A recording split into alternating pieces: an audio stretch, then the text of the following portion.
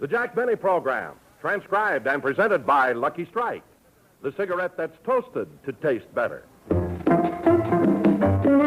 If you want better taste from your cigarette, Lucky Strike is the brand to get. It's toasted to give you the best taste yet. It's the toasted cigarette. They take fine tobacco, it's light tobacco, it's mild tobacco too.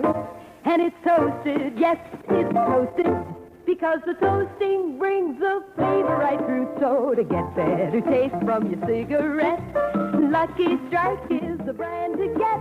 It's toasted to give you the best taste yet. It's the toasted cigarette. This is Don Wilson.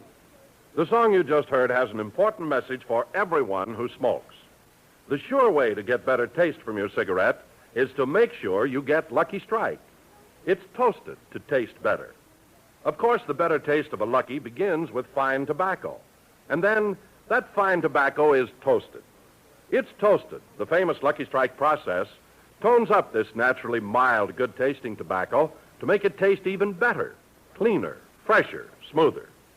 Yes, a Lucky tastes better because it's the cigarette of fine tobacco, and it's toasted to taste better.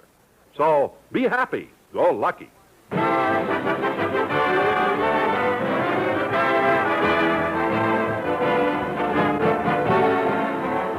The Lucky Strike program starring Jack Benny with Mary Livingston, Rochester, Dennis Day, Bob Crosby, and yours truly, Don Wilson.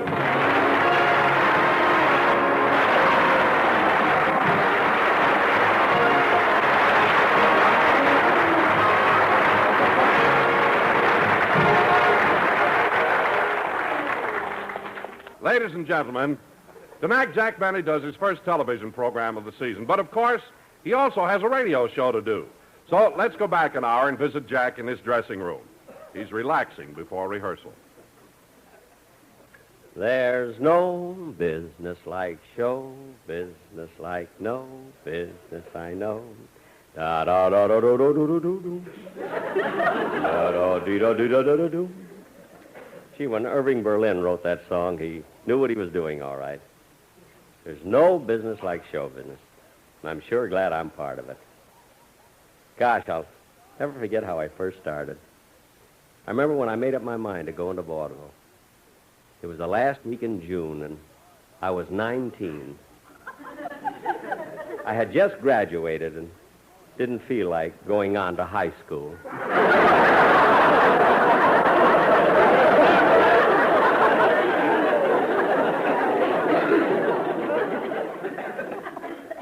What memories those early vaudeville days bring back.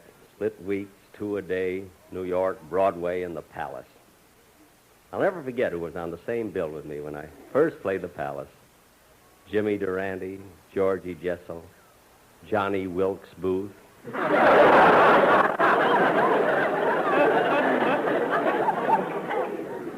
Then vaudeville began to be killed off by a new medium, radio. I wanted to go into radio, but I wouldn't try it until I had a surefire formula and character. Then I hit upon it. I decided to play the character of a tight, miserly skinflint. See, the public gets a million laughs out of my stingy character. And so do I when I count the money I save.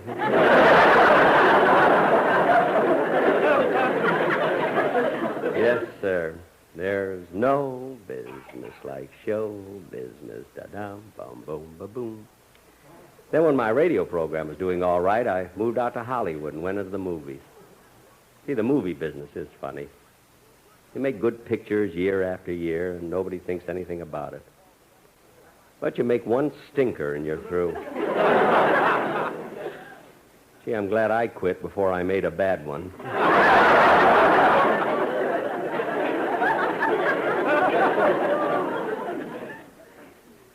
Of course, I take a lot of kidding about the horn blows at midnight, and yet I can honestly say I never heard of more than 10 or 12 people who didn't like it. Come to think of it, I never heard of more than 10 people who went to see it. And yet there were 12 people who didn't like it.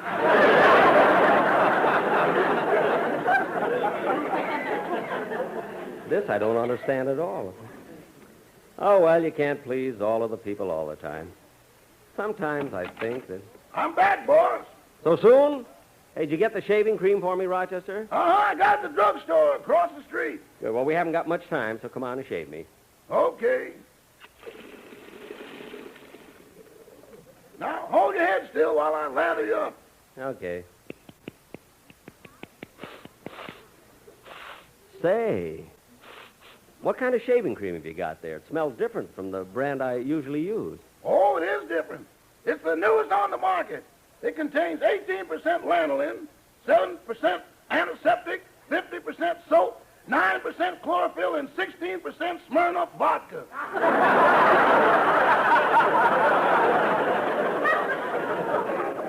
What's the vodka for? That saves money on towels. When you're through shaving, you just lick it off. Gosh, what won't they think of next? Come on, Rochester. You got my face all lathered up. When are you going to shave me? In just a minute. Excuse me. Oh, Mr. Wilson! Mr. Wilson! What is it, Rochester? I'm going to shave Mr. Benny now. Okay, I'll tell the boys. Hey, fellas, Rochester's going to shave Mr. Benny now.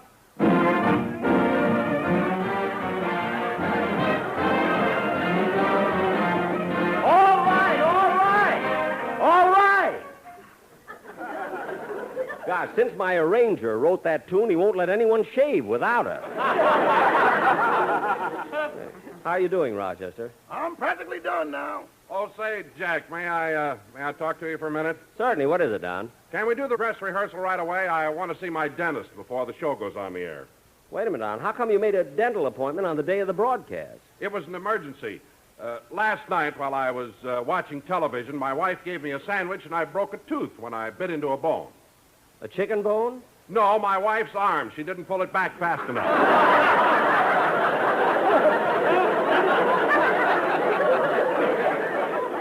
Oh, Don, you're joking. Yeah. Yes, I am, Jack.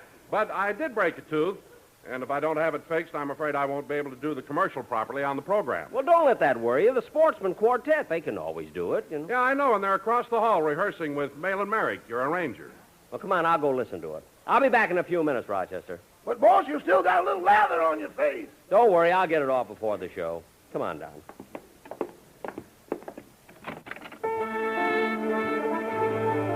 Hold it, fellas. Hold it. Where's my arranger?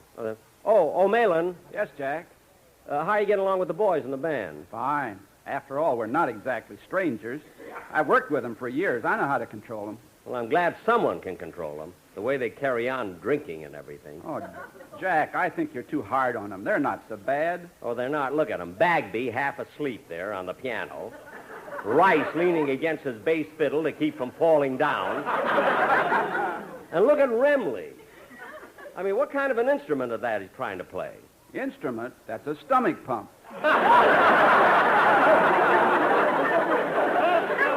Oh, for heaven's sake. Well, Malin, the reason I'm here is I'm wondering whether you can prepare a commercial for the Sportsman to do on today's program. Sure, I've got a real catchy tune right here. Hit it, fellas.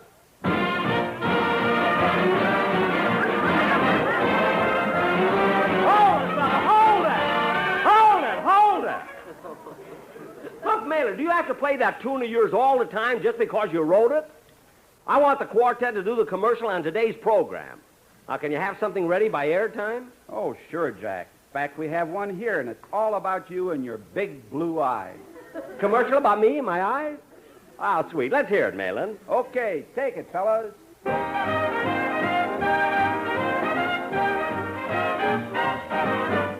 Blue eyes smiling at me, nothing but blue eyes do I see.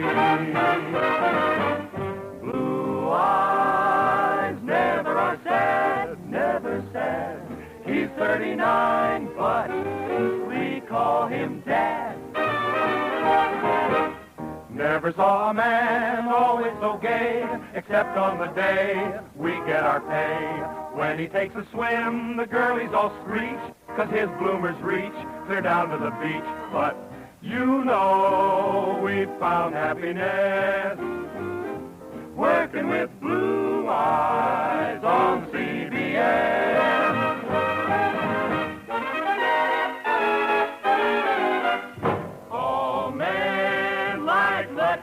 know. Take a tip from me, smoke an LSMFT. You go. Better tasting, too. Fine tobacco through and through. When you start to puff, you will like them, sure enough. Made better too. Made of fine tobacco. Very mild, and that's a fact. Lucky Strikes are made better by far. No other brand is on a par. Everyone agrees throughout the land. Lucky's are best, the favorite brand. So blue eyes, they light up when we say Lucky Strikes. So light up a Lucky, the smoke you like.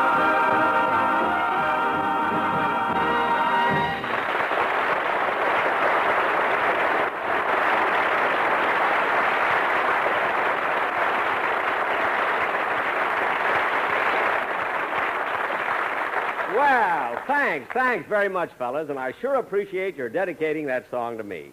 Now, Malin, I'm going back to my dressing room and see if Dennis has come in yet. Then we can get on with the... Remley, stop licking the lather off my face.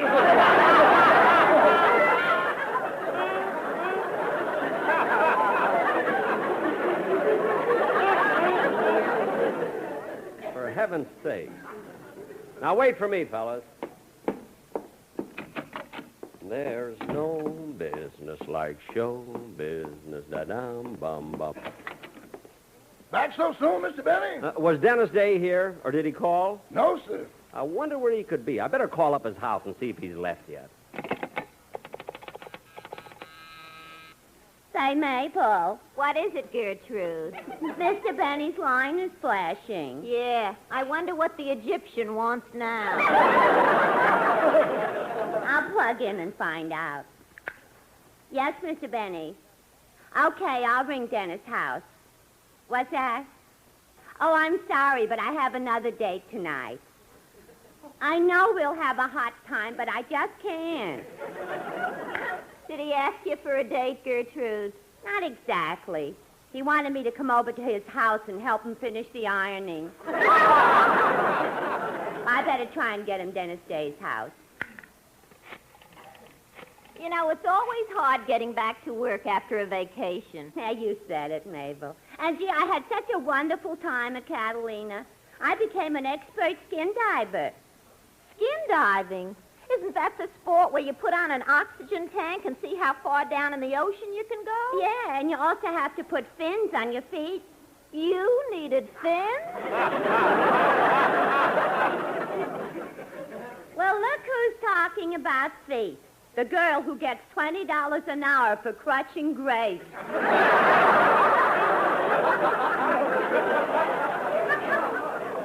I'm sorry. No offense was intended. Is that skin diving as exciting as people say it is? Yeah, you never can tell what'll happen.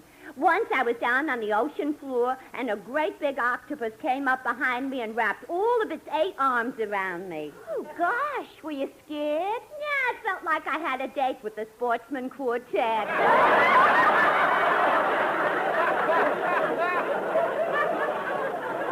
Say, you know, Mabel, Mr. Benny's so impatient. There's no answer at Dennis Day's house, Mr. Benny. What? But, Mr. Benny, I told you before I couldn't come tonight. Huh? I don't care if it is Robert Taylor Shorts. I got a date. See that Gertrude's acting independent lately? Did the operator reach Dennis Day? No, there was no answer at his house. He'll probably show up soon. Say, Rochester, I gave you the night off. If you want to, you can leave now. I changed my mind, boss. I'm not going out. But I thought that you and your friend Roy were going to the movies. Yeah, but now he doesn't want to. He told me he decided to play Penny Ante instead. Well, that doesn't sound very exciting. You ought to see Ante. Oh. Well, anyway, Rochester, if you want to leave, Hello, Mr. Benny. Oh, Dennis. Dennis, I was just trying to get you on the phone. Oh, am I late? Not exactly, but I did want to get the rehearsal started a little earlier than usual. Well, I started out for the studio early, but on the way here I saw some people fighting, and I tried to stop them. I got socked in the eye twice. Well, that's your own fault, Dennis. You shouldn't have tried to stop them from fighting. It was none of your business. Yes, it was. They were my mother and father.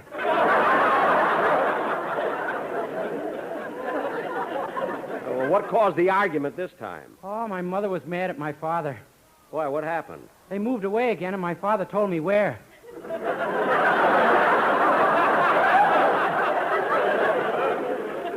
Dennis, I can't understand why your mother keeps trying to lose you. After all, she is your mother. You wouldn't dare say that to her face.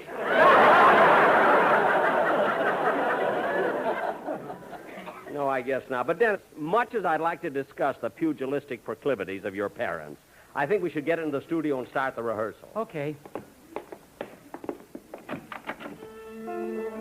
Hold it, fellas. Hold it. Yeah, hold it. Now, let's get on with the rehearsal, and we may as well start with the sketch. Oh, what's the sketch we're going to do? Well, we're going to do our version of that spectacular 20th Century Fox CinemaScope production, Garden of Evil, Uh-huh. which starred Gary Cooper, Susan Hayward, and Richard Widmark. Now, I will play the Gary Cooper part, which is the leading role. Naturally. Yes, naturally. Yes. Now, Don, let's rehearse it. Set the scene. Okay, a little mood music, please, Malin.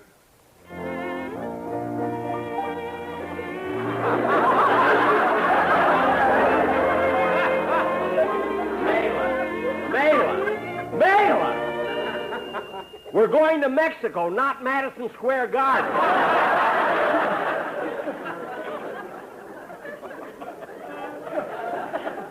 Now do what Don Wilson said or he'll bite your arm. Go ahead. In the middle of the last century, hordes of Americans moved on to California seeking gold. Our play concerns two men who were bound for the gold fields by boat, but were blown off their course and landed on the coast of Lower Mexico.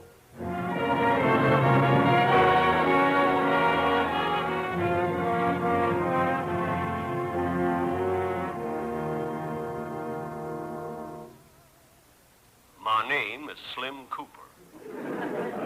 Our friend Wilson Widmark and I landed on the coast of Mexico. And for 2 long, hungry days, we walked searching for signs of civilization. Finally, we came across a sleepy little town called...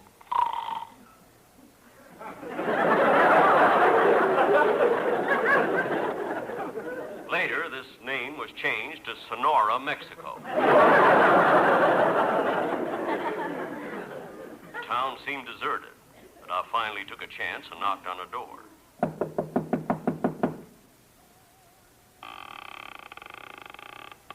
Buenos dias, senor. May we come in? Senor, this is a very secret place. Secret? Yes. This is Hernando's hideaway. Oh, tell me, are you Hernando? No, Hernando is the cook here. Cook, hmm? Oh, then this is a restaurant. What do you have to eat? We serve chili con carne, frijoles, tacos, guacamole, tortillas, and matzo ball soup.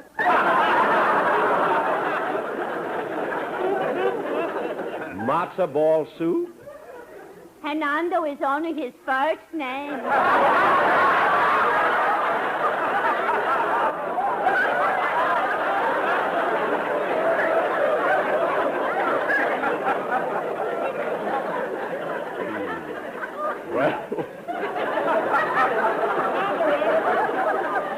Well, we might as well eat here. Come on, Wilson. Right this way to the table. Say, look at the menu. Hey, they got everything on it. Are you hungry, Wilson? Hungry. I'm so starved I could eat a horse. Don't you get tired of the same thing every day?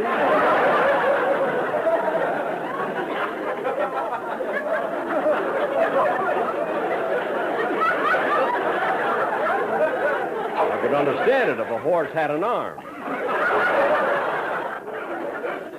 Say, I've been looking at our waitress. She's kind of cute.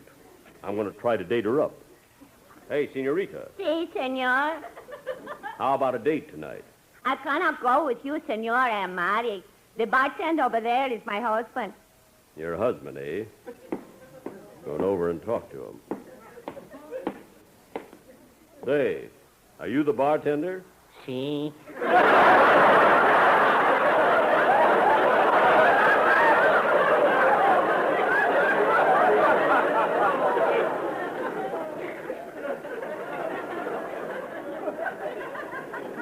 And And you're married? Si. That gal over there? Si. What's your name? Sorry.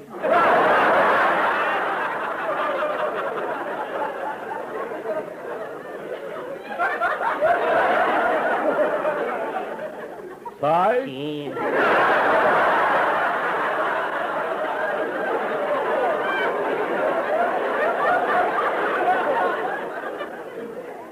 Have you any children? 6. 6? What are the names?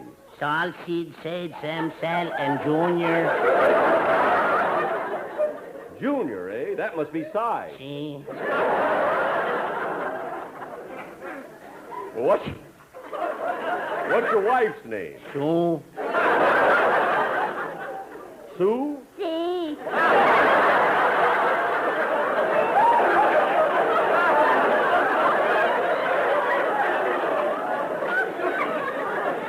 Well, she's a very nice gal. Hey, Slim, the food's in here. Okay, I'm coming. Hey, this food looks good. Yeah, but it needs salt. There ain't none on the table. No salt, eh? Well, I'll get some. Sue, See?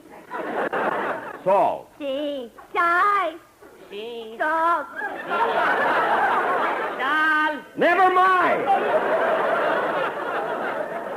We'll eat it without salt. Wilson and I started eating our food in the oppressive heat of the little restaurant, when suddenly the front door opened, and she walked in. She was beautiful, fair of face, and she had a gorgeous figure. She looked like something out of Esquire. About July. I got up from my table and walked across the room to her.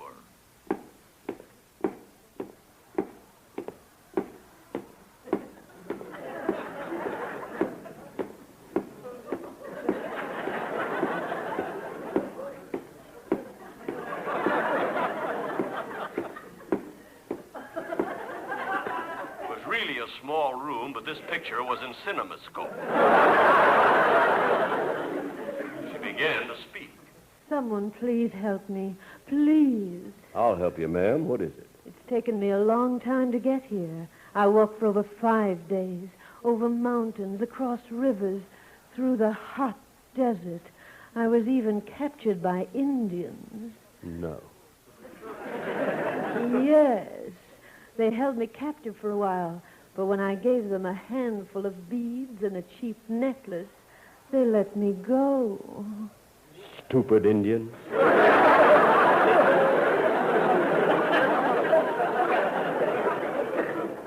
What is it you want? I need a man to go back with me to where I came from. I need help back there urgently. But, miss, that's a dangerous trip. I know. So I'm offering $1,000 in gold to any man who will come with me. Well? Or if you prefer, I'll give you a great big kiss instead. This was a challenge to my manhood. I did what any other red-blooded man would do. We left after I deposited the money in the bank. As we traveled through the dangerous country, she told me the whole story. She and her husband were working a gold mine, which collapsed. Her husband was trapped, and she couldn't get him out herself. She left him food and water and went looking for help. When we reached the mine, he was still alive. I spoke to him. Gee, partner, I feel sorry for you. You must have gone through a terrible ordeal. It was awful. Terrible. 8 long days and nights being trapped in here alone. I didn't mind the pain from my broken leg so much, but it was the loneliness I couldn't stand. The terrible, frightening loneliness. Day after day, night after night. No one to look at, to talk to. Just being alone. Alone! Alone! And this morning, a big rattlesnake crawled in here. Oh, my goodness. What did you do? I taught him to play gin rummy. Look, take it easy, partner. You're out of your mind. I'll try to dig you out. Not right now. I want to finish this game. Gin. Ouch! Boy, what a sore loser. The snake bit you. Oh, do something, do something. No, it's too late. I'm going fast. Darling, Kiss me goodbye. Yes, dear.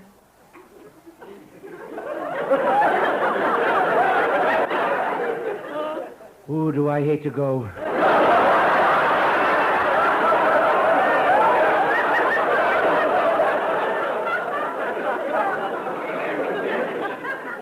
Everything is turning black. Kiss me again. Look, die already! And I had to take the leading role. What a jerk I was. Naturally. A few minutes later, he passed on. It was then that his wife said that she had fallen in love with me, so we got married. What a sneaky way for her to get her $1,000 back. Truly, this is a garden of evil.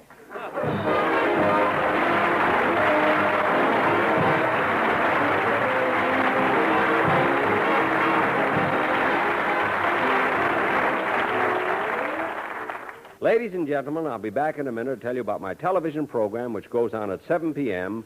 tonight over the CBS television network. But first, here's the sweetheart of Lucky Strike, Miss Dorothy Collins. If you want better taste from your cigarette, Lucky Strike is the brand to get. It's toasted to give you the best taste, yet it's a toasted cigarette. They take fine tobacco. It's light tobacco. It's mild tobacco, too. And it's toasted. Yes, it's toasted. 'Cause the toasting brings the flavor right through. So to get better taste from your cigarette, Lucky Strike is the brand to get. It's toasted to give you the best taste, yet it's a Toasted cigarette. Friends, that song gives you the big reason why so many millions of smokers always ask for Lucky Strike. A Lucky tastes better. It's toasted to taste better.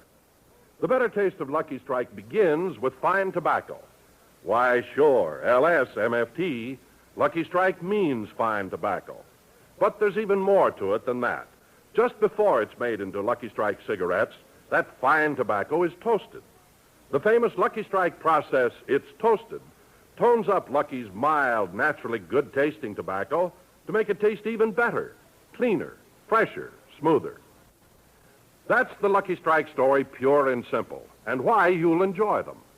A Lucky tastes better because it's the cigarette of fine tobacco, and it's toasted to taste better. So get a carton of better-tasting Lucky Strike.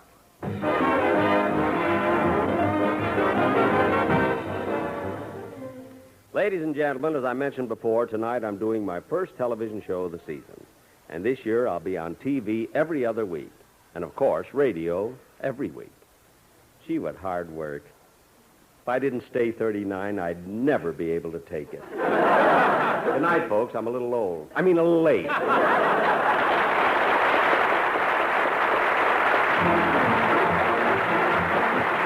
The Jack Benny Show tonight was written by Milt Josephsberg, John Tackerberry, Al Goldman, Al Gordon, and produced and transcribed by Hilliard Marks. The Jack Benny program is brought to you by Lucky Strike, product of the American Tobacco Company, America's leading manufacturer of cigarettes.